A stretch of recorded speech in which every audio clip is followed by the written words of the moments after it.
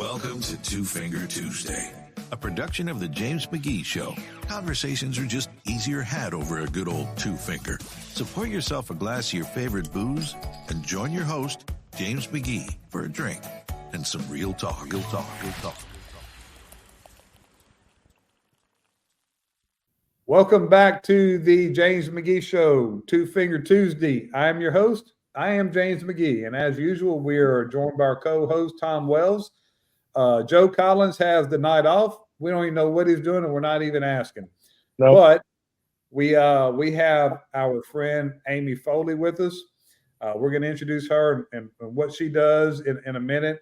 But as standard, first thing we're going to do is we're going to talk about what we're drinking tonight, because we're going to have this conversation over a good two fingers. We always do. So, oh, wait. Something happened. I don't know if it's recording.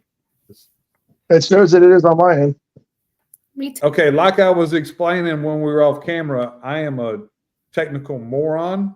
So I had to, we just had a real quick problem. I think we got it under control. It does show that we're recording. It's just not showing me on the minutes. It shows that it's paused. But if y'all see it, then I'm good.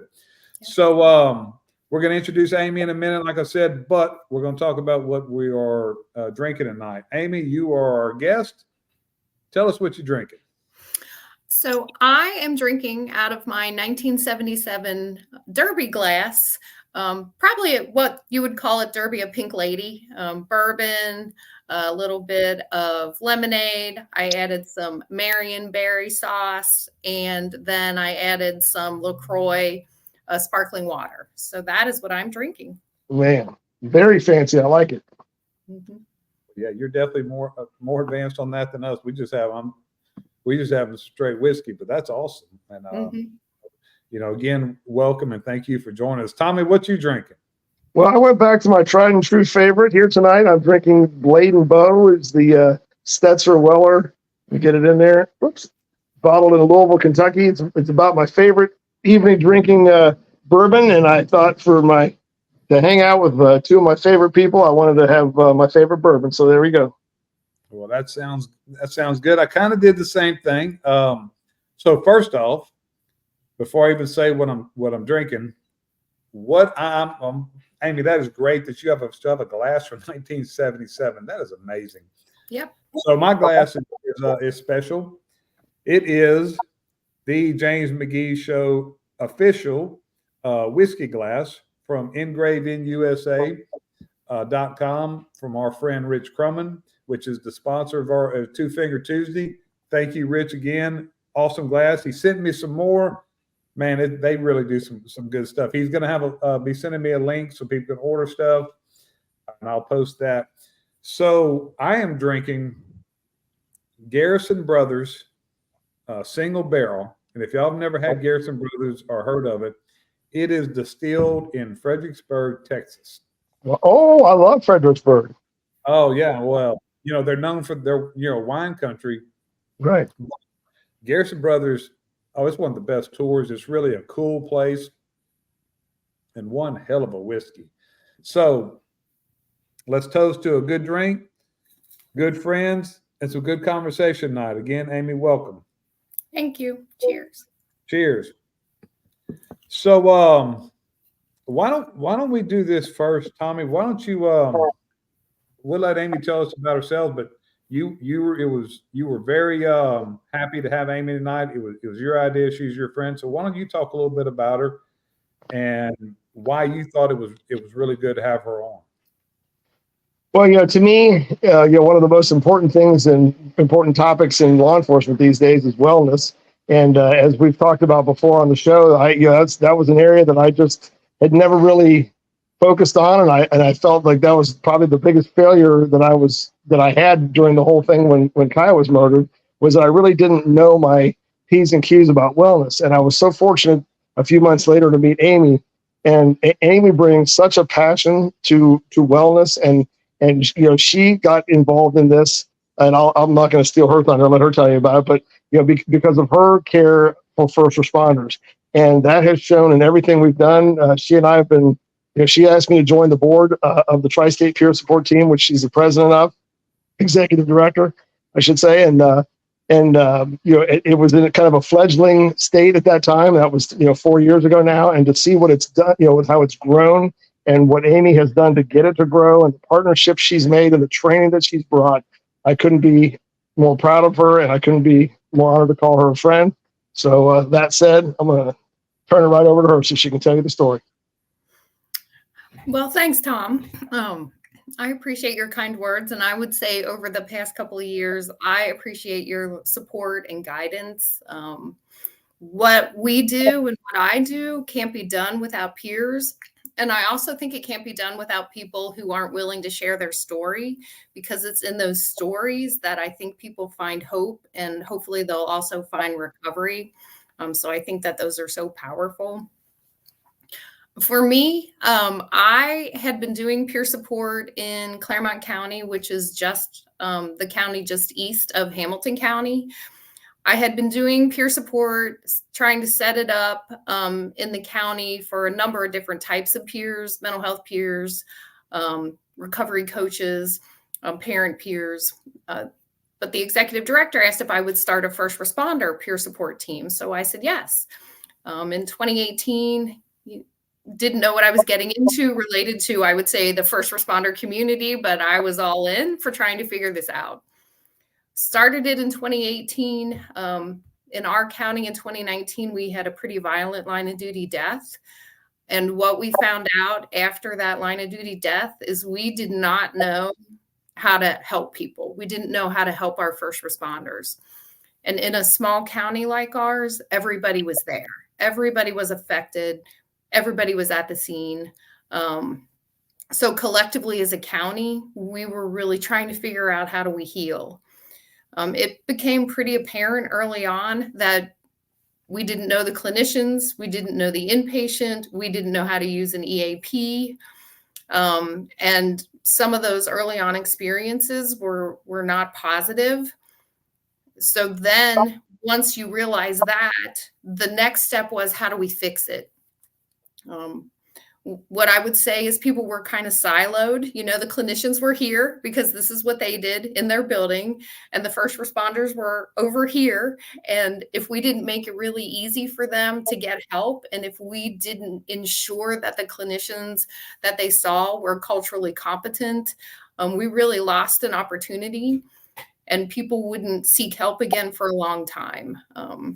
So that's really how I got started. I had built pathways, new pathways, and changed systems, on the recovery side with our recovery coaches. And it really became my passion to figure out how do we fix this on the first responder side. So that's kind of how I got started. Early 2019, I jumped into the fire.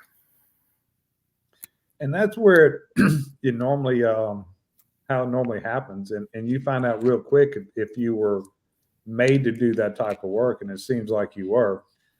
I've talked about this on this show before, that, 6 months after I became a sergeant, a frontline leader, I had that moment where I realized that it wasn't just about the stripe. It was some serious shit. We had a line of duty death. I was on duty. I won't get, too in depth in that. But I found out that night, Amy, that, and we should be humble, but we also have to realize when we're good at something. And I realized that night that, hey, this is what I was meant to do. What moment hit you when you're like, hey, this is what my calling is, and I'm pretty good at it, and I need to just get better? Because when you find out you're good at something, to me, all I want to do now is get better, Gosh, that is a good question. I would say for me, my personality is, I took a design thinking course out of the University of Virginia in like 2017. And I decided to kind of look at what it could be to build this. The whole design process, the whole design thinking process, the whole system change process. I love that, because I want to figure out where the pieces are that aren't working, and how do we make them work? it doesn't make any sense to me to have something in place that's ineffective. Like, how can we figure out how to make it work? So that was probably my driving force. Over the past years, I have certainly questioned my decision. You know, people don't always appreciate what you're bringing. They see you as competition. You know, they say you're not a clinician, you're not a first responder, you don't belong here. But the stories of people who I know got help and recovered their life, recovered their family, recovered their jobs, those stories definitely spoke to me. And I knew that, you know, even if I never had another ripple, that was a big ripple because someone's life was absolutely changed by that. And then over the past 2 weeks, I have had three law enforcement departments say to me, well, Amy, you're one of us. So we'll figure this out. Or, you know, you're one of us. Do you want a discount on, you know, an appliance because we know a guy who's dead? And that made me cry because, you know, you don't know. And just to be part of that community and have them say that out loud was really meaningful to me. Well, I can tell you this, and Tom will back me up on this. They wouldn't have said it if they didn't mean it because, God, you know, we talked about, you know, this a lot. We come from the best, not only profession, but fraternity on earth. There's no better. But what we also are is territorial, and we piss on our tree. And if somebody lets you in around their tree, that says a lot about you. So I don't. Yeah, that tells me everything about you. Mm-hmm. Yeah. Hey guys, I need to ask you a big favor. I'm sorry to interrupt, but a tornado warning just came across our telephones, and the sirens are going off in the background right now. Could we pause for just a minute and then come right back to it? Let's pause. I'm gonna pause this right now. We are all right. So we are back on. Tom had to get off. He's got a tornado coming towards his house right now. So we wish him the best. Amy lives in another part of the Cincinnati area. So we're going to go ahead and keep talking with her, and hopefully Tom can get back on, and we hope everything is okay. So let's pick back up on that, Amy. Like I was saying earlier, for cops to really let you in like that says a lot. And I'm happy that because look, we are not. That is something that now. Yeah, I started same time as Tom did in the early 90s. And peer support and counseling, that wasn't really even heard of. You did the check the box type system to where as administrators could say, hey, we offer something, but that wasn't really helping people. You've been doing it for 6 years with your organization for 6 years. So you went through COVID, you went through several line of duty deaths. Tell us what changes or what have you seen as far as administrators take a more proactive role, cops being more receptive to it. What changes have you seen since you started 6 years ago? I think because collectively so many people in our region were having these conversations, fire, police, dispatch. I have a air care nurse on our team.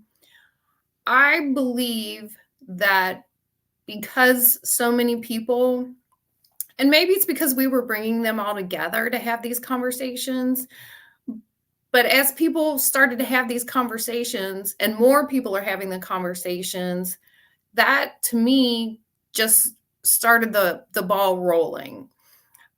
There are times when having the conversation, you can see in somebody's like face or eyes where somebody will say that they're doing something and somebody else will kind of be like, oh, maybe I need to get on that, you know? So there's a little bit of competition that way. Do we still have the people that are checking the box? Absolutely. But I do think that people are recognizing that needs to change. We really need to be proactive. The departments that I see who have had the most success with building peer support, it's really one person who is willing to champion and be that person. They're willing to be uncomfortable. They're willing to talk about going to therapy themselves. They're willing to talk about mistakes that they might have made in their personal relationships. They're also willing, after like a traumatic event, they are willing to follow up and go check on people. So that they can be kind of a lone bird in their department. But I do think that it takes that one person or two people who are willing to just begin doing the work in order for it to grow and build within a department. No, that makes a lot of sense. And I think the generation is as the new generations come in, they're going to be more receptive to it. And then the new generation of administrators. So I think some of it does have to just take its course. But it's not easy to and for the people that are championing it, that you got to have some guts. You got to be ready to walk alone and be ridiculed or whatever. And hats off to the ones that are doing that and giving organizations like yours the opportunity to help people, because it's so different. It's just look at since 2020, we had COVID and two things that happened in 2020 when it comes to first responders in the United States with COVID. But then when it comes to police specifically, the George Floyd incident really changed a lot, and it changed. Officers are just it's just a whole different ball game for them out there on the street, and the way they're being received and the way they're criticized for everything. Peer support is bigger to me, more important than ever. Well, and I think wellness is more important than ever, because we're asking fewer people to do more work. And the work is a lot more stressful, I want to say, for a lot of reasons. Much of it could be the public perception. But I also see that a lot of the violence and the things that only happened in the city are rolling. They're rolling east, and things that we had never seen before in our rural counties, we're starting to see. And that's really traumatic for the people who are still out there doing the work. So yeah, that idea of a peer supporter who is willing to step out, somebody who's willing to kind of share the signs and symptoms, and somebody who in the medium, small, and rural departments, if they have good relationships within their department, they can recognize when somebody is not in a good place and go and talk to them before they get to a really bad, dark place. That's really the role. One of the big roles I see for peer support. I would say my other thought related to peer support after 6 years, and we only work with the medium, small, and rural departments. And I feel like what I have found over where I sit now with peer support is early on, we talked about crisis, and early on, we talked about the signs and symptoms of PTSD. And, people would come in and they would talk about the job and how hard the job is and these things that you see. And here's PTSD, and you have PTSD, and here's your brain on this job. Where I sit with this now is kind of flipping the research. So the research will say 30 to 40% of a department may be experiencing some kind of mental health issue. Well, that's anything from I'm not sleeping well, I may not be getting along with my significant other, all the way up to suicidal ideation and suicidal completion. There's a lot of space in there for what that could look like. I like to flip that around and say then 60 to 70% of a department is in a pretty good place, and is really our goal to keep you there. Like, let's create some self-awareness. What are you going to do to take care of yourself? How are you going to stay there?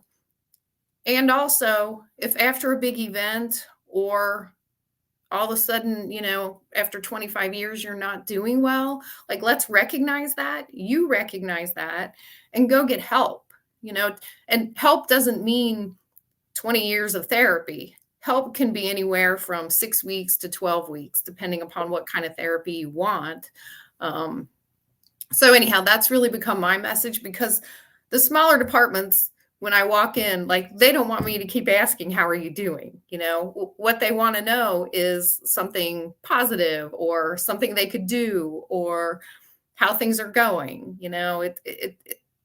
I don't like to start out with a negative any longer.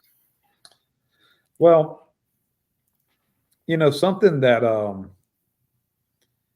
we hear all the time, especially in law enforcement, is we talk about people's, personal lives and their professional lives like it's two separate things. Well, that's their personal life, that's their professional life. Well, God only gave you one life. You don't have two lives. You don't have a professional life. I think Tom's back.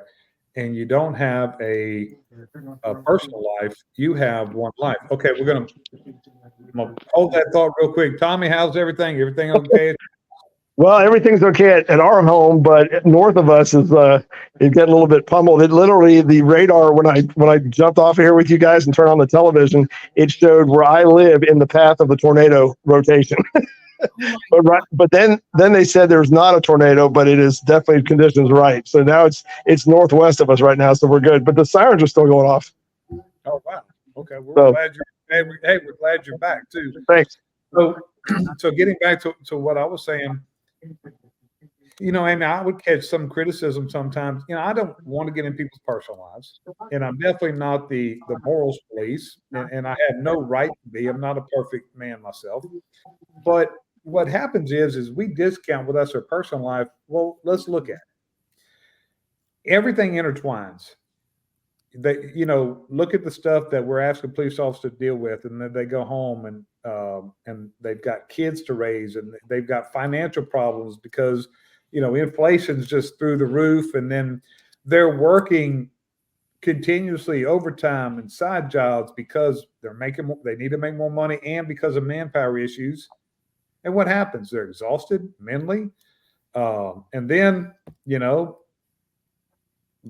lot of us decide to have a wife and 2-3 girlfriends, and then that causes all kinds of stress.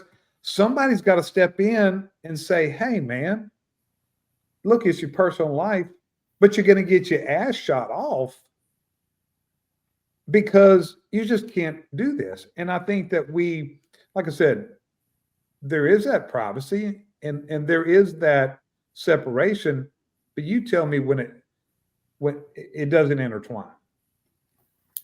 I think it absolutely intertwines. And that's just me as a human who has 2 grown kids. Always seemed to me, if my personal life was going well, my professional life sucked. And when my professional life was going well, my personal life sucked. Like, the two were never in synchrony with perfection. They're never aligned. They're never aligned. And as somebody, we love our kids and we love our spouses. And of course, whatever's going on with them it's going to come to work with us. I just don't think you can separate them. Creating that awareness, helping people understand that. And I also think, talking about some positive coping skills, like some things you can put in place, put those in place. Like, think about those things. Understand that you don't have to repeat the patterns that you grew up with or repeat the patterns that your spouse grew up with, because that's kind of where you are now. You can learn new tips and techniques from people who are professionals, but you can also be deliberate in what you decide to do in order to maintain, a positive home life. And this is just self-awareness and then making good choices and being deliberate about it. I would say for me, my husband is not in law enforcement, but he does have a pretty stressful job and he does bring it home. And so we have come up with a code word. I call it a safe word. You can interpret that however you want, but I will shout out a flower. Like when he is, just a little bit too much work is coming home, I will shout out a flower name just to take him what are you talking about, Amy? But it kind of recenters us so that we can have a better conversation. Well, every job and just the way the world is right now, every job, every profession is stressful. It's a hard time in our world. And I think at the same time, it's a great time, but it's a hard time just to be an adult. You know, I have a 22-year-old daughter who just graduated college, and she was looking forward to being an adult. She was here visiting yesterday, and she said, "Dad, I don't know about this adult thing. I think I'm going back to school." So it's it's definitely hard. But you look at our first responders, Tom. We talk about this a lot. To me, at the same time, there's never been a better time to be a cop in my book. There's never been a worse time either. It's just a weird time in our world. It is. Well, I think, I don't want to go over, since I checked out there for a second, I apologize if I'm repeating this, but I don't know, Amy, did you talk a little bit about Hamilton PD at all yet? No, I haven't talked about them. What do you think we should say? Well, what I was going to say is, there's a PD near here where, the city of Hamilton, Ohio, which is near where I live, and it's here in Butler County, and they really, their supervision took a really proactive stance on wanting to get a wellness program started. And that's what I really appreciate about the relationship I have with Amy is that, that we've kind of, bounced ideas off of each other. We've looked to each other for advice and for guidance. I was in a major learning mode for a long time, and I of course still am. And Amy has a lot of resources, and she has a lot of knowledge and a lot of background in this area, so she's tremendous for me to learn from. And conversely, she brings me along because I speak cop, and it's hard for her, for example, to go into a police agency and say, hey, this is what we're offering, and these are some of the different programs, and these are some of the different clinicians, because most cops are just closed-minded to that because they're afraid to be looked at as either weak or that they, oh, you're a wuss, you're talking and blah, blah, blah. And what I really appreciated about this police department, that's why I use them by name, is that from the top, they really embraced this whole thing. And Amy and I, and we went in there and basically, went to their briefings, and it was great to be able to sort of, it was like Amy let me carry the ball of the introduction so that I could break the ice with them. And then she ran for the touchdown. I mean, it was so cool to watch that whole thing happen, and that we went back, and, they really seemed very serious about getting a program going. And, not everyone's going to buy into it, but it seemed like it was a conversation going on there. And I just, when I see that happening, it makes me feel so good compared to what we went through 4 years ago, and how little there was to offer at that time, and how, there were other forces at play that didn't make it easy. And here now, having someone like Amy who really truly cares from the bottom of her heart, and has really been not only, interjecting these different things into police agencies, but also bringing training, and really worthwhile training that makes people, it just sort of like, it's a little bit of a reset. We have this Michael Sherman that's come up. And I don't know if you've talked about that. If not, you feel free to run with it there. But the long and the short of it is that, this gentleman comes in with this, this sort of message that really speaks to police people. It's military, but it's like a master sergeant type thing, but it's our Army master, rather, resiliency training. But it speaks to law enforcement as well. And everybody that's gone through it is like, oh my gosh, we need more Michael Sherman, and that's all thanks to Amy. Well, as a former first responder and former administrator, Amy, hats off to you. Thank you for everything that you're doing, and thank you for the passion that you have. And you seem like a very passionate person, an intelligent person, and there's a lot of things that you could do. And you chose to dedicate your life to the wellness and the health of public service, first responders, and that we need more people like you. And thank you from all of us to you. So, anything you'd like to leave us with, Amy? Oh gosh, that's really big.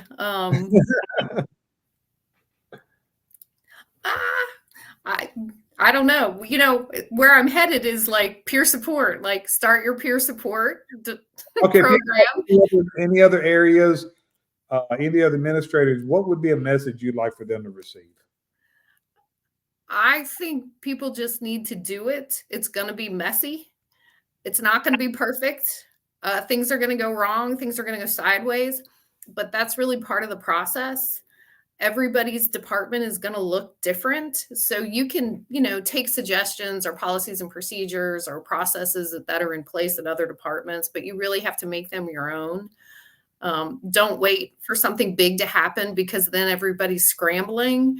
And that's a really hard time to come in and want to have people feel supported. We can do it, it's totally possible, but it's much easier if you have some kind of relationship built with either inside your department with a clinician or with, maybe a bigger team that's around you. The other thing that comes to mind is in finding those clinicians. Find your clinicians now. Ask people in your department, have you seen a clinician? Who do you like? Tell me anonymously. No one will have to know. But then start keeping that list. Maybe visit them. If you're a peer team, call them up, go visit them. But start building your list of your trusted clinicians. That's how we started. We just asked people, like, who do you use? Do you like them? Are they effective? We all need peers. Go ahead. Yes. So yeah, those are some of the things that I think people can do. We're actually getting ready to do a really big push related to suicide and suicide prevention. We're going to do that in September and October. And I can share with you all of those documents. We're calling it a red alert. And my goal is to do 250 QPR trainings in our region and have contact with at least 50 departments. So just to create that awareness, have people feel comfortable with asking some of these questions, but more importantly, like, what are the resources and what are their signs and symptoms? So in cop terms, what you're saying, I'm interpreting for you. What you're saying is get off of your ass and pull the trigger and do it. And this is one of the deals where you just got to build the plane while you fly it. Yep. And then just let it, because if you just keep, well, we're going to do it. Just do it, man. Just pull the trigger, do it, reach out to the people like Amy, like Tom, who were doing it, and let them guide you. But just more than anything, get off your ass and do it. Plain and simple. Right. It doesn't take much to ask somebody a question and truly want to hear the answer. That's just being human. And we don't do that enough anywhere. Honestly, we don't do that enough anywhere in our lives. So just being human and asking somebody how they're doing and really sitting with them as they tell you. Hopefully it's good, but if it's not good, wouldn't you want to know? No, you're right. Tommy, what about some final thoughts from you?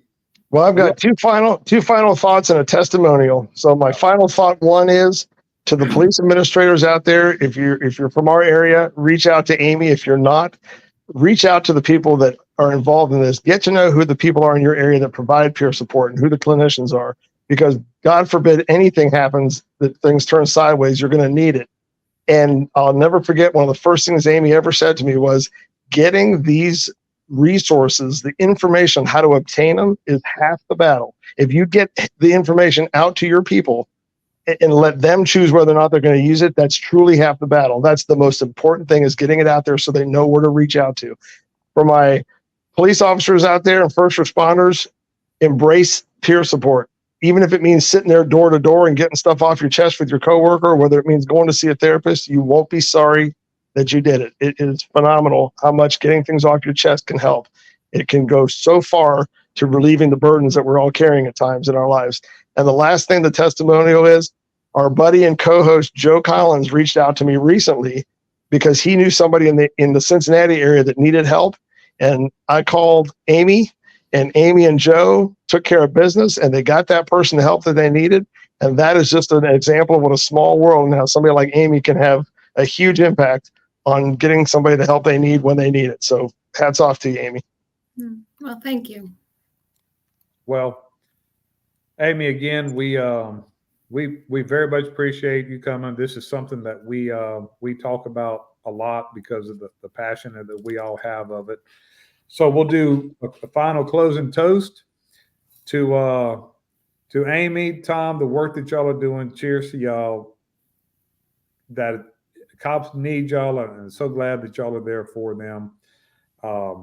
Amy, you are welcome back. We'd love to have you back anytime that you'd love to, you want to. If there's ever anything you have going on and you want to get a message out, you have a place here anytime. We'd love to have you again. So until then, until tomorrow night for Wine Wednesday, McGee, Wells, and Foley are out.